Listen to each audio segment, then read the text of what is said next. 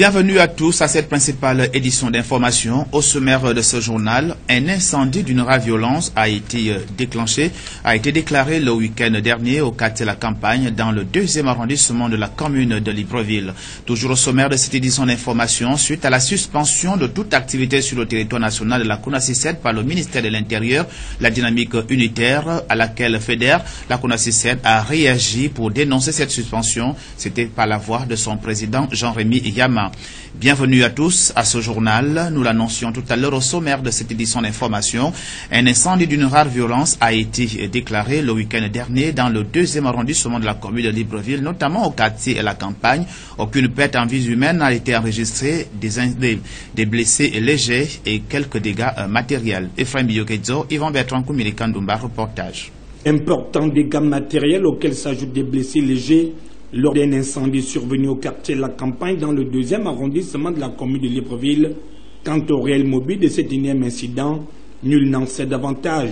C'est dans ce bâtiment qui sert à la fois d'entrepôt et de lieu d'habitation pour ces opérateurs économiques d'origine mauritanienne que les premières flammes ont été aperçues par quelques riverains apeurés dans un premier temps quant à la poursuite des événements, car ne disposant pas de matériel adéquat pour ce type d'opération. Finalement, ils s'arment de courage et commencent alors à vouloir éteindre le feu avec les moyens de bord.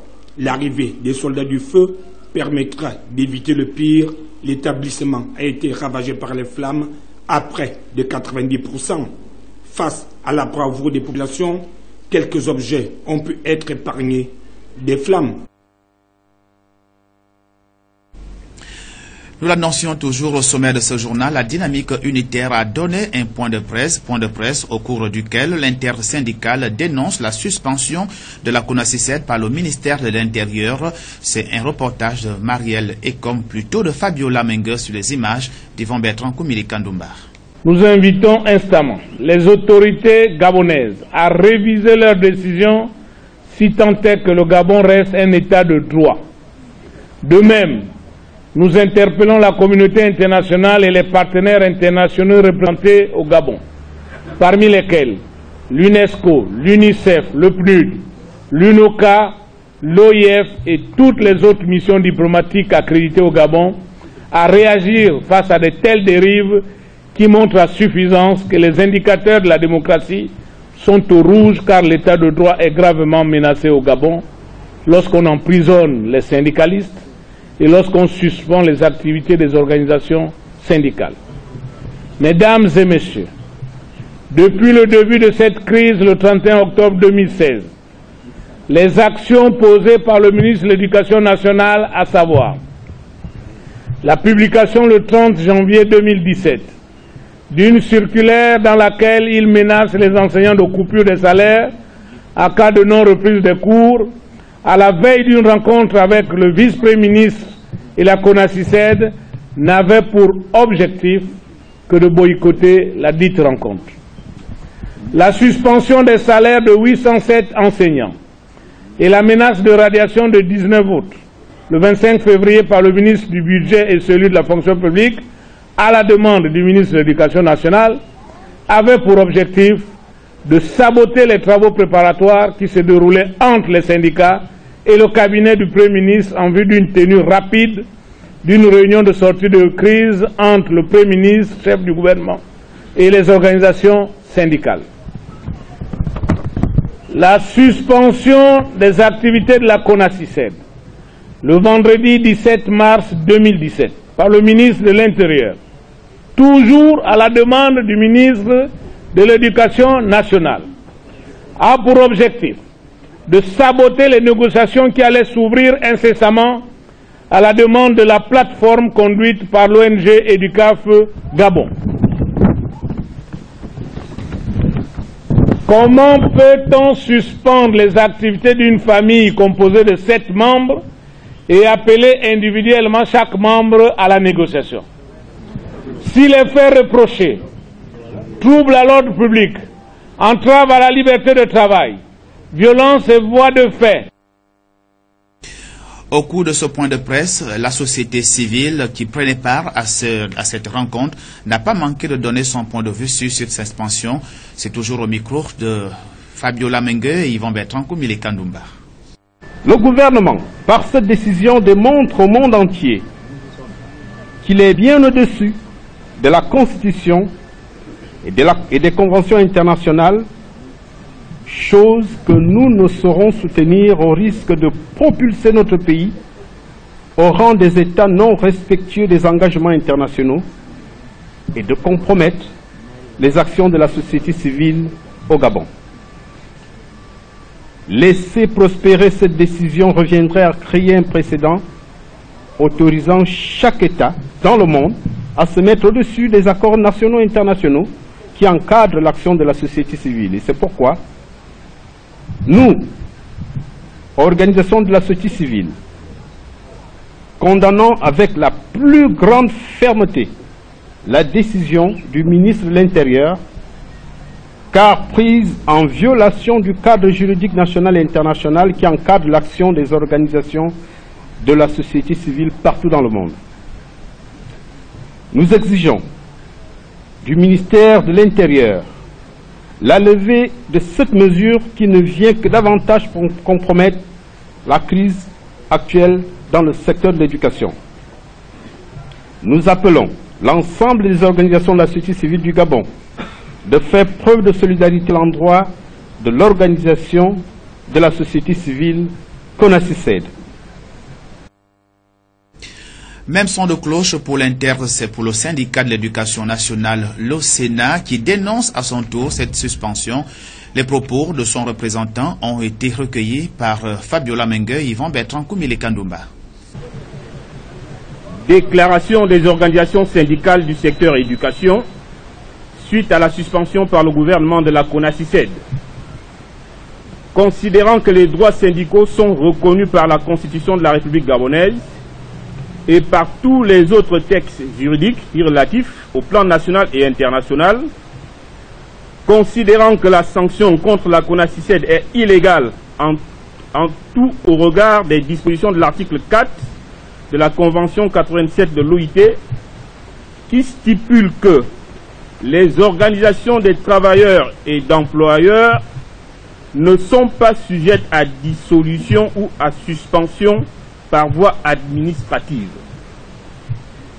Les organisations syndicales de l'éducation nationale, signataires de la présente déclaration, constatent avec amertume cette grave violation des droits syndicaux, condamnent avec la dernière énergie cette décision inique du gouvernement qui, plutôt que d'apporter des vraies réponses aux problèmes qui minent le système éducatif, préfère se répandre dans une répression inouïe, apporte son soutien total à l'intersyndicale CONACYCED, décide unanimement de ne prendre part à aucun dialogue, à aucune négociation, tant que cette décision de suspension de la CONACYCED n'est pas levée.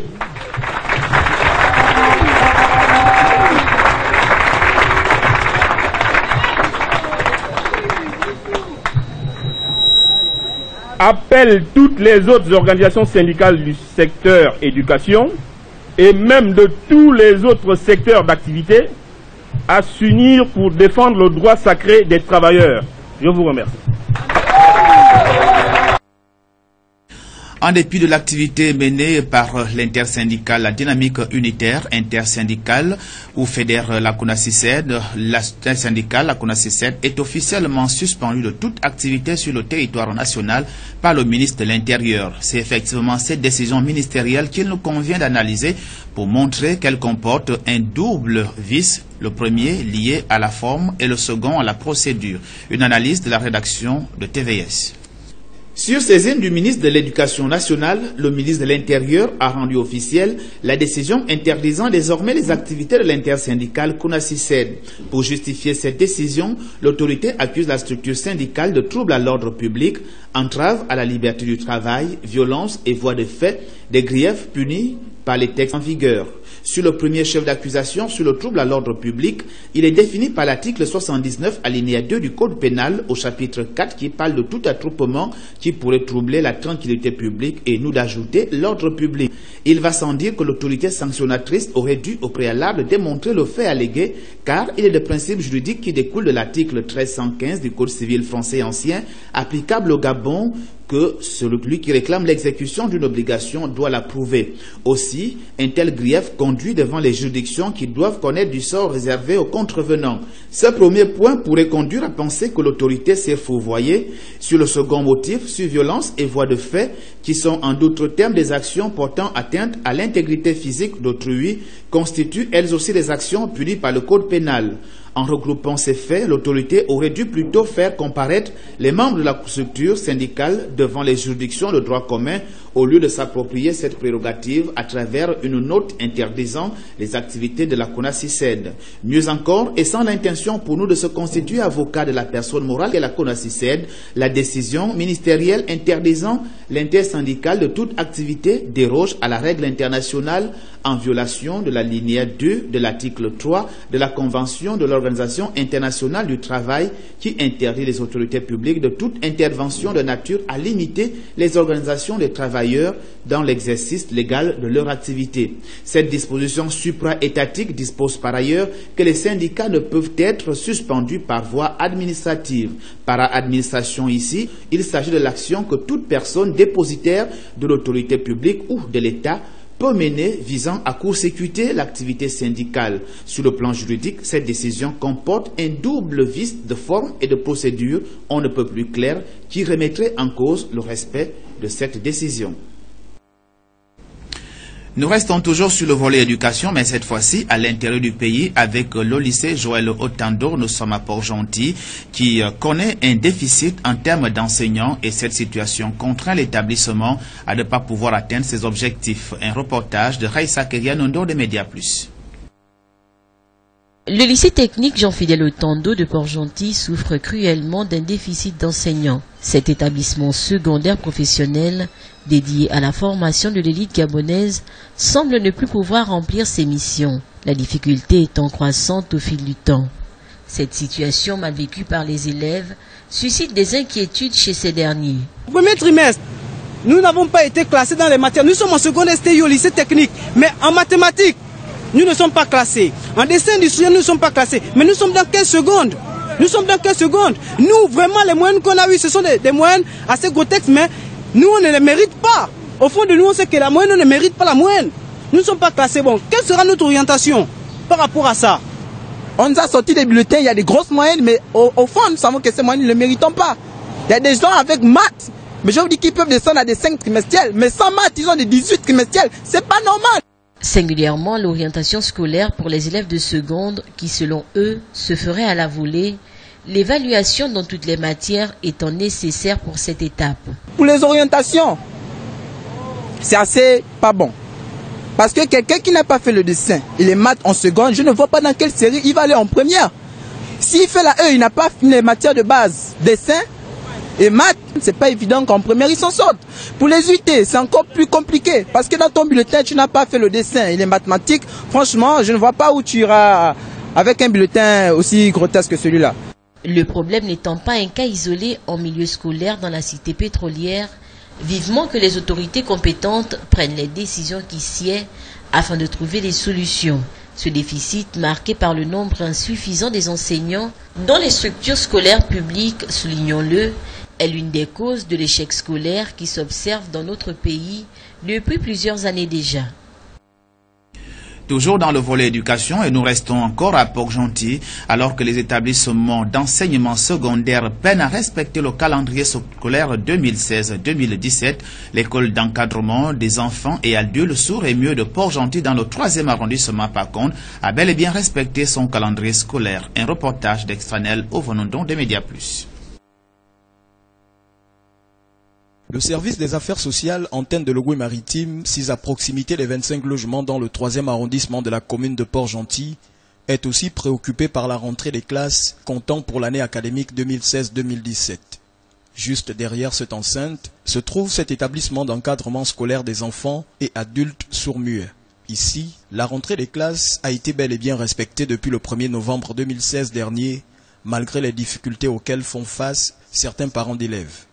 À quelques jours seulement de la clôture du premier trimestre de l'année en cours, ces jeunes apprenants, près d'une dizaine environ, sont soumis aux différentes évaluations, quelques remarquées en ce 26 janvier 2017. Il faut d'abord dire qu'il y a des différences des niveaux, d'où vous pouvez constater qu'ici on était en train de faire un paragraphe de lecture avec les enfants du CP2, et ici avec la petite c'était la mémorisation des mots avec des images intégrées, et ici c'était le calcul mental avec les élèves du C1. Donc eux, ils sont déjà à l'addition, à la soustraction et à la multiplication, ce qui va en accord avec le programme. Et donc, comme vous pouvez le constater par rapport au calcul mental, ça s'est très bien passé par rapport au niveau de la correction et même au niveau des moyennes, ça s'est aussi très bien passé. Pour ce jeune pédagogue, le bilan général quant au niveau d'études de ces écoliers s'avère très satisfaisant. Ce sont des enfants qui ont un handicap, mais qui sont très intelligents. Et ils peuvent faire la lecture, ils peuvent faire les calculs, et c'est très satisfaisant de voir que leur QI intellectuel est très développé. C'est vrai qu'on a souvent tendance à penser que cela ne l'est pas, mais leur QI intellectuel est très développé. Et avec la collaboration, l'unité qu'il y a, cela fait en sorte que les enfants progressent dans une harmonie très pacifique. Quelques heures plus tard, ils sont retirés de leur salle de classe pour jouir d'une pause de près de 15 minutes.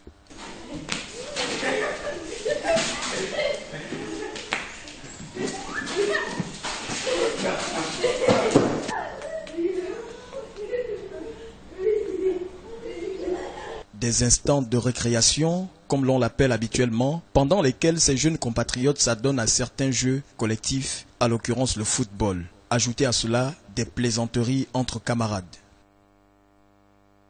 Deux experts des Nations Unies en charge des questions d'observation des élections se sont entretenus avec les responsables de la CESAG, une mission d'observation des élections au plan national.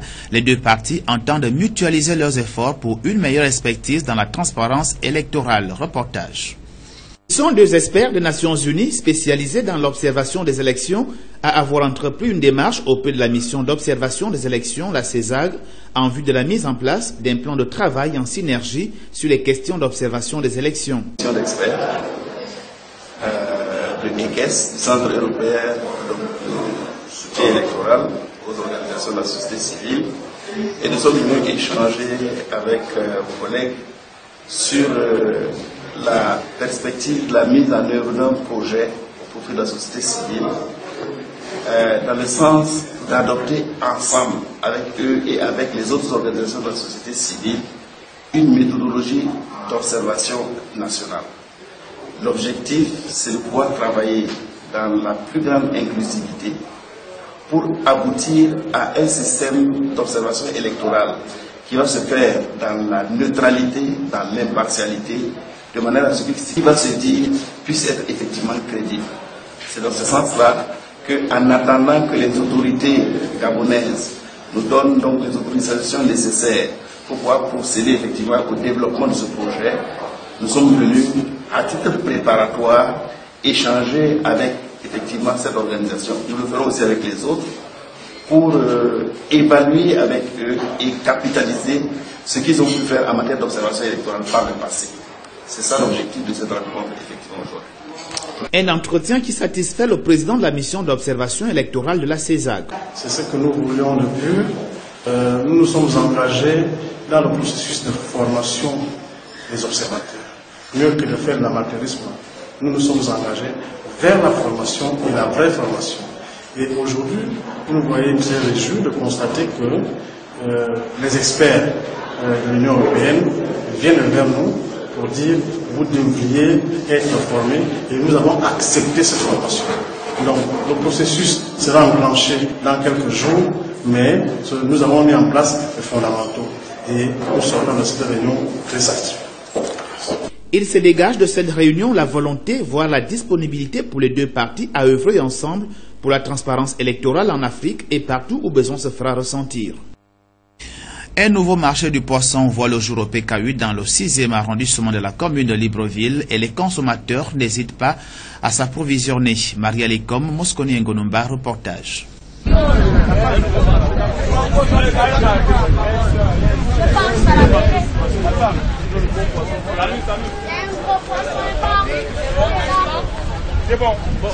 Ils sont nombreux ces consommateurs qui se bousculent pour s'acheter du poisson frais en provenance de Mayumba.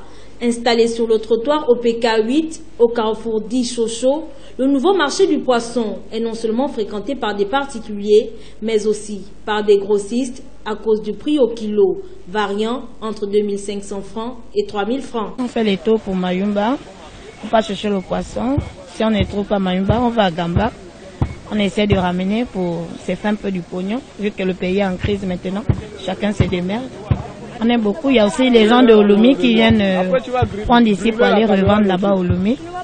On essaie de vendre un peu aussi aux grossistes. Ce nouveau marché donne lieu à d'autres petits métiers connexes, à l'exemple de celui des cailleurs, une activité qui permet à ces jeunes de ne pas rester les bras croisés. C'est varié parce qu'on est à 250 francs le kilo pour écailler. Ça dépend des kilos que vous donnez pour écailler, nous on écaille. Si c'est 10 kilos, ça fait 2500, 1 kilo, 250. Jusqu'à ce qu'on peut clôturer la journée. On voit un peu ce qui est dans les poches et puis on rentre. On a deux fois par semaine. Chaque samedi et puis chaque mardi. Donc pour avoir une activité comme ça, on chôme un peu dans la semaine, on a seulement 2 jours. Difficulté, il y a des clients qui sont un peu compliqués. Tu donnes le prix, on te contredit, mais tu cherches l'argent, tu es obligé d'écailler même sur 150 francs le kilo au lieu de 250. Parce qu'il faut avoir quand même quelque chose dans la poche. Outre les difficultés liées à l'acheminement du poisson vers Libreville, ces commerçants disent tirer leur épingle du jeu, malgré la situation de crise que traverse actuellement le Gabon. Willy Francis Bouka a été reconduit à la tête de l'ONG Nzalendimbo. C'était une assemblée générale composée des fils et filles du département de la Dola en Ndende. Ephraim Yogedzo, Yvan Bertrand Koumile Kandoumba. Willy Francis Bouka vient d'être élu à la tête de l'ONG Nzalendimbo pour un mandat de 2 ans, au terme d'une assemblée générale élective qui a regroupé l'ensemble des fils et filles du département de la Dola Ndende à l'auditorium de l'immeuble abritant les services du ministère des Eaux et Forêts. Comme lors de sa mise en place, cette organisation a notamment pour mission le développement, l'éducation sociale, le sport et la culture dans le département de la Dola. Cette année, comme mesure arrêtée, le retour de la Coupe de football Zizi. Ce qui va changer, c'est la manière de faire qu'on envisage faire maintenant. Une ONG est censée vivre de legs et de dons et des cotisations de ses membres. Il faut repartir sur les cotisations formelles de ses membres. Nous envisageons que tous les enfants de Ndende puissent adhérer. Nous voulons d'abord un fédéré autour de l'accessibilité de tous les membres. Il faut aussi que une dynamique soit faite autour de ça. Les logements et l'habitat occupent une place de choix dans les défis à relever au plus vite. L'aménagement d'un site reste programmé. On a pensé à l'aménagement du site de Ndende pour les logements et l'habitat. Si quelqu'un n'a pas de maison à Ndende, où est-ce qu'il va être? Donc nous envisageons ramener ce projet sur la table, aménager le site, viabiliser le site et distribuer les terrains gratuitement à la limite. Ou peut-être moyennant quelque chose, mais pas grand-chose. Ensuite, nous envisageons ramener les gens dans le cadre de l'amour du village. Qu'est-ce qu'il faut? Il faut redorer le blason de notre culture. Nous allons organiser une journée nationale au niveau de la culture pour nous. Donc les danses ikoku, les mets de Bapounou, etc. On va valoriser notre culture. Toute association vit et survit sur la base des cotisations de ses membres. Pour y arriver, des commissions ont été mises en place pour veiller au bon déroulement des différentes actions qui devraient être menées au fil du temps. Lancée depuis quelque temps dans le but de traquer les détourneurs des fonds publics, l'opération Mamba, selon Luc Bengonessé du Morena, ne connaîtra pas certainement l'issue. Un reportage de Maria Lekom. Vous me pardonnerez. Vous me pardonnerez parce que moi j'ai constaté depuis plusieurs années qu'on annonce souvent ce genre d'opération Mamba ou je ne sais plus quoi, mais qu'en fin de compte, cette opération ne va pas jusqu'à la fin. Va jusqu'à la fin. J'ai peur que le système tel qu'il est organisé aujourd'hui, surtout dans la gestion financière, ouvre la porte à des détournements de deniers publics. La gestion de l'État doit d'abord reposer sur les forces morales. Il faut que la plupart de ceux qui sont appelés à servir l'État gabonais aient une force morale. Or, aujourd'hui, tel que nous le voyons, la plupart de ceux qui vont à l'État, ils vont, sauf si moi je me trompe, pour se servir. Pour se servir. Et leur grand risque, aujourd'hui, moi je le dis, c'est que s'il y avait une véritable opération Mamba, mais pratiquement tous ceux qui sont là-bas seraient mis en prison. Est-ce que cette opération ira jusqu'au bout? Est-ce qu'elle vise essentiellement à humilier certains? Est-ce qu'elle vise à récupérer les moyens que les gens ont détournés? À ce moment-là, il faut des audits des agences qui ont été instituées et qui constituent un élément de contourner les dispositions qui ont été mises en place par l'État pour contrôler la dépense publique. Qu'on fasse le contrôle des autres entités, et sans oublier bien sûr les différents gouvernements. Les gens dans leur mentalité estiment que les crédits et les moyens d'État qui sont mis à la disposition soit de leur département, soit de leur service, sont les moyens que le pouvoir leur offre pour leurs besoins personnels. Il faut qu'il y ait un changement de fond. Et vous me posez la question, est-ce que le groupe actuel est capable de mener une opération Mamba jusqu'au bout? S'il y a Mamba concerne tous ceux qui ont détourné des fonds, tous qui ont déposé des fonds à l'extérieur.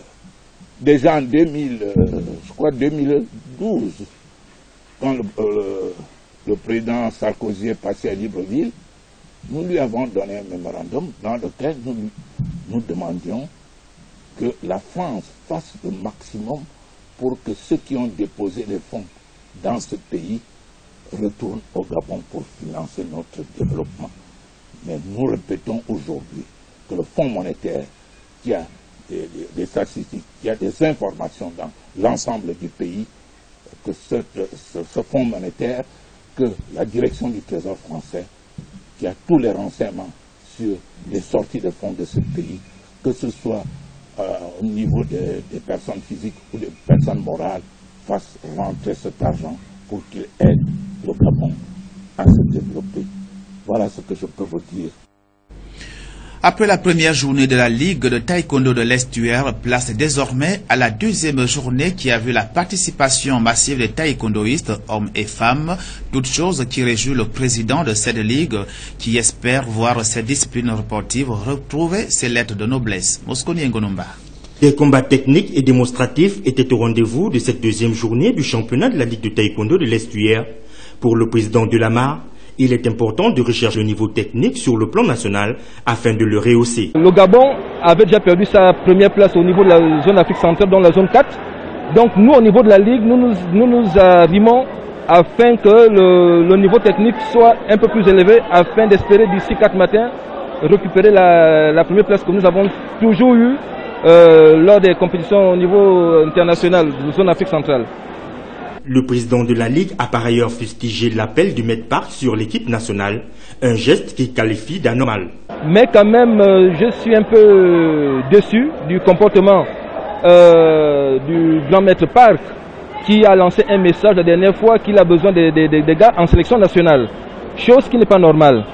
Parce que la Ligue que, je représente ici, nous sommes une institution et cette institution a des règles. Donc un particulier ne peut pas se lever d'un bon matin, convoquer une équipe nationale, alors qu'il y a un directeur technique national qui est le maître Meunier que nous tous nous connaissons, même si la fédération n'est pas encore mise en place, mais le directeur technique reste sur son poste. Alors par voie de conséquence, J'ai dû donner un message aux responsables des clubs et aux athlètes que personne ne répond à cet appel. Parce qu'il n'y a que la Ligue qui est en habilité de convoquer une équipe provinciale ou le directeur technique qui est en habilité de convoquer une équipe nationale. Donc sur ce point, je lance un message à tous ceux qui sont au niveau de l'estuaire de ne pas répondre favorable à cet appel. Il serait souhaitable que les choses soient suivies selon les procédures, tout en respectant chaque département sportif afin qu'aucune partie ne soit lésée. C'est de cette manière que certaines difficultés pourront trouver des solutions dans des malentendus de ce genre. L'association Mudo Academy de Taekwondo a procédé à la présentation officielle de son matériel. C'était devant les membres de cette discipline sportive. Ephraim Yogedzo, Yvan Bertrand Koumile Kandoumba. Mettre à la disposition de ces pensionnaires le matériel de travail qui sied pour la pratique du taekwondo, c'est l'un des principaux objectifs assignés aux responsables de l'association Mudo Academy qui, au cours d'une cérémonie, ont tenu à présenter non seulement aux athlètes de cette association, mais aussi aux parents et amis venus pour la circonstance, le matériel sportif dont dispose cette entité. En effet, Sodojo bénéficie depuis quelques jours d'une cure de jouvence. Nous sommes une association à vocation nationale. Comme toute association, nous sommes reconnus par le ministère de l'Intérieur, nous sommes reconnus par le ministère de la Jeunesse et des Sports. Et nous avons également des tentacules du côté du ministère de l'Éducation nationale. La preuve en est que nous sommes ici. C'est l'occasion pour nous également de remercier les autorités de l'Éducation nationale qui ont permis de pouvoir occuper cette salle d'une manière provisoire, certes, mais au moins nous sommes là et donc nous avons tenu à ce que les choses se passent dans de bonnes conditions. Donc je disais que c'est une association. Nous avons 3 clubs ici dans Libreville.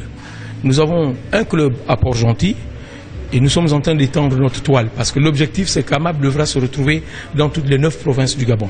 C'est d'autant plus qu'une fierté pour l'ensemble de ses composants. L'ancien champion du monde Anthony Obam et médaillé d'argent des Jeux Olympiques a d'ailleurs effectué ses premières classes dans cette association sportive. C'est notre exemple et c'est même une fierté parce que la génération d'Anthony Obam, tous, comme nous avons entretenu avec les parents d'élèves tout à l'heure, nous leur avons signifié que le sport a des retombées très très très positives. Parce que un enfant qui fait du sport, forcément, s'il vraiment suit son sport et il étudie ses leçons, il n'y a pas de raison qu'il ne puisse pas réussir. Et comme je vous le disais, notre première génération, la génération de Bamantoni, tout le monde avait eu le bac. Et tous sont bien placés. Il y en a qui sont dans les administrations, d'autres sont dans les sociétés de la place. Ces jeunes devraient faire leurs preuves dans quelques jours à la 4e édition du tournoi international de taekwondo que devra abriter le royaume chérifien.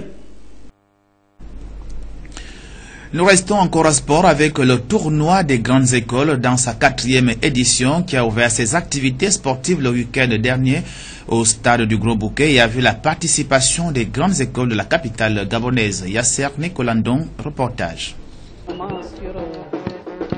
ce terrain de football, c'est un message de paix, d'unité. Ce nous a pour mission de mettre les étudiants dans les questions de sport de manière, disons, les mettre ensemble. Nous voulons voir nos jeunes un temps soit peu se retrouver pendant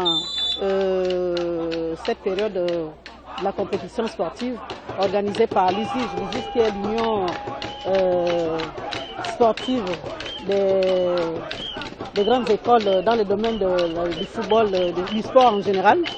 Et nous voulons que nos étudiants, en dehors du pan académique de leurs études, qui se retrouvent quand même pour essayer de respirer, parce que nous savons que les études qu'ils font, vraiment, ils passent beaucoup de temps autour de leurs livres, de leurs cahiers, de leurs, comment on peut dire, dans les amphis. Et il se doit de donner un temps, un petit temps. Ce n'est pas long, c'est juste un mois que les étudiants se retrouvent chaque week-end. Vous voyez, aujourd'hui nous sommes samedi, c'est sûr que demain il y aura un autre match et nous voulons organiser ces matchs pendant tout le mois de mars et jusqu'au mois d'avril. et ils vont se retrouver chaque samedi et chaque dimanche. Et nous voulons donc que nos étudiants respirent un peu parce que la charge leur est lourde. Vous connaissez vous-même, vous avez été sur le banc des universités et vous savez combien de fois la charge est lourde dans ce domaine-là. Donc le SONU a cette charge d'accompagner les étudiants non seulement dans le domaine de la restauration, mais également dans les questions d'hébergement, mais aussi le gros morceau dans les questions des activités socio-culturelles. Et nous arrivons à présent à la rubrique Expression libre, une question qui vous a été posée aujourd'hui par Inès Bungamombo de la Savane, à savoir, que pensez-vous de la suspension des activités de la CONACCR sur l'ensemble du territoire national par le ministère de l'Intérieur? Mais ce que le gouvernement est en train de faire, c'est pas bon. Hein?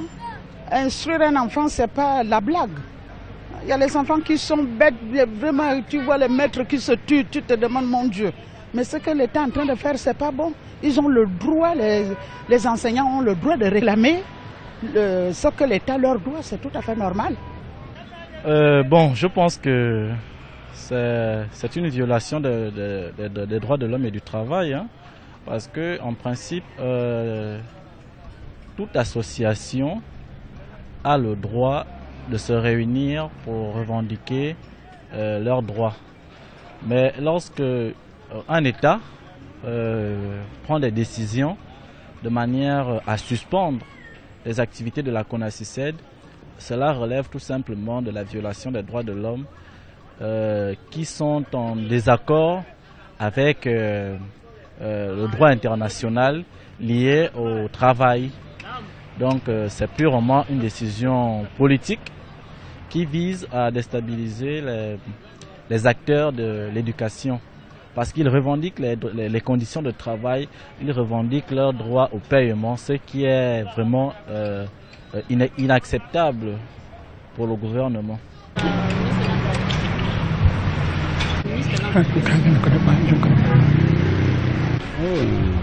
Aucune idée, excusez-moi, aucune idée.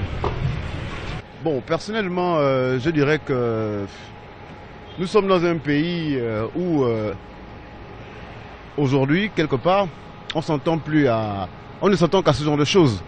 Donc, pour moi, je ne sais pas si le ministre a bien réfléchi, si cette décision provient de lui ou si elle provient du gouvernement. Bon, de l'autre côté, je ne sais plus ce que je dois rajouter. La seule chose, c'est que c'est triste. Quand même, nos enfants sont assis à la maison et je ne sais pas si le ministre, dans ce qu'il dit, si réellement c'est légitime de sa part. Mais en tout cas, moi, je pense que tout est à revoir réellement. Hein, tout est à revoir, donc je préfère m'arrêter sur ce. Cette rubrique Expression libre met ainsi un terme à cette édition d'information. Merci de l'avoir regardé et tout le plaisir pour moi de vous savoir nombreux devant vos postes téléviseurs, comptant vous retrouver dans les toutes prochaines heures.